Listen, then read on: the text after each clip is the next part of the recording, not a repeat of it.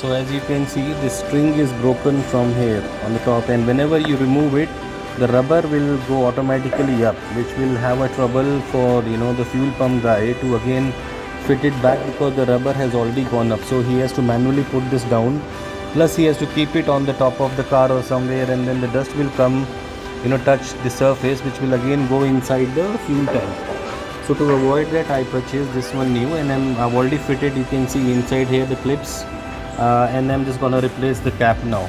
Wow. Okay, so I'm just gonna tighten up over here.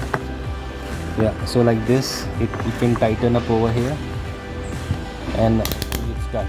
You can hear the tuck tuck tuck tuck sound, which means this is done. And now if they have to open it, they can easily open it like this, and they can leave it like this here. It will not even have dust or anything. You can see it is all clean and all, right? And the rubber is still intact. Even the rubber is not coming upside or anywhere else. Pretty simple to do it. It's very easy. You just need to buy this assembly, the cap, from boodmo.com, and just fit it yourself. It's pretty simple to do it. It's DIY kind of stuff. Yeah, see, it is all done now. Hi guys, today I changed my diesel cap for my Tata NEXON, and in that I found that the old one, the string was broken, and there was a lot of issues while getting the diesel filled in the vehicle. So what I did, I purchased one online from boodmo.com.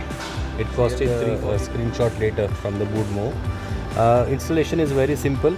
You just see these two clips over here, right? You just need to insert that in the hole over here. This is the hole over here.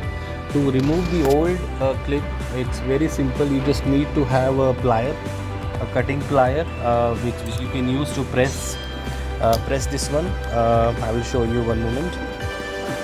So if you can see here, so this is the one which you need to press like this from there, and then you need to pull this off.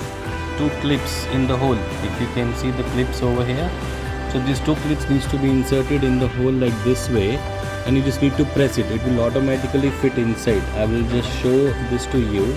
Just need to press it once so that it should go inside, and then automatically lock it inside the hole. It's pretty simple. Once it is done, you can remove the old cap which is there, and you can put the new cap which you have recently bought with a good string over there.